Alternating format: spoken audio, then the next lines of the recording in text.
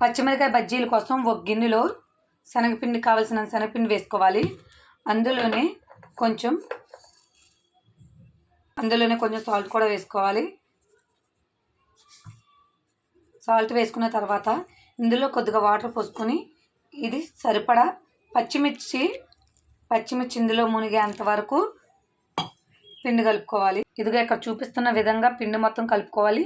మరీ పలసగా కాదు, మరీ గట్టిగా కాకుండా పచ్చిమిరకాయ బజ్జీ కోసం పచ్చిమిరకాయకి పిండి పట్టేలా కలుపుకోవాలి. చూసారు కదా, పిండి కలిపేసుకున్నాను.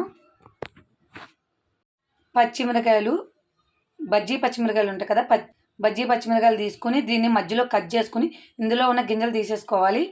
దీంట్లో పెట్టడం కోసం వాము అలాగే కొద్దిగా శనగపిండి, ఇందులోనే కొంచెం లైట్గా సాల్ట్ వేసుకోవాలి.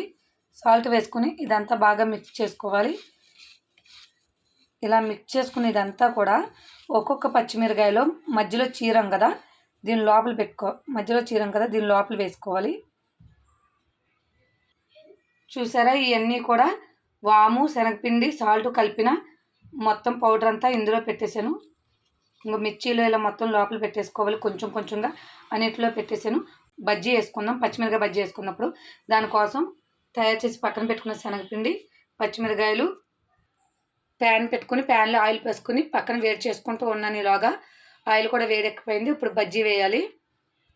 ఈ పిండిలో పచ్చిమిరకాయ తీసుకుని ఇది ములిగేంతవరకు ఇలా ముంచుకుని దీన్ని మనం కాగబెట్టుకుని నూనెలో వేసుకోవాలి.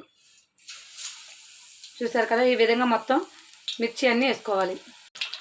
ఇదిగో చూసారు కదా, ఈ విధంగా వేసుకుని ఇవో పక్కన వేగిన తర్వాత మిర్చి అన్నీ కూడా ఈ విధంగా రెండు పక్కన తిప్పుకుంటూ వేయించుకోవాలి.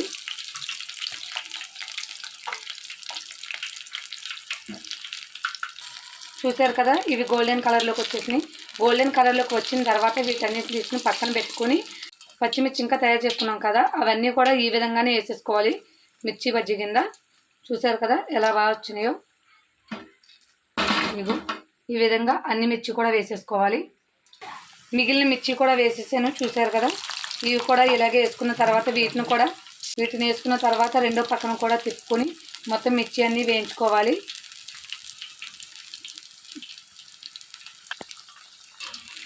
ఇది కూడా వేగిపోయిన తర్వాత వీటిని కూడా తీసేసుకోవాలి.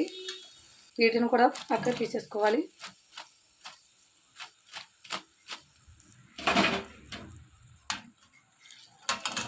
చూడండి ఫ్రెండ్స్, పచ్చిమిరకాయ బజ్జీలు రెడీ అయిపోయినాయి. ఈ విధంగా మీరు కూడా ట్రై చేయండి, చాలా బాగా వస్తాయి. చూసారు కదా నేను ఎంత సింపుల్గా చేశానో. Okay, bye friends.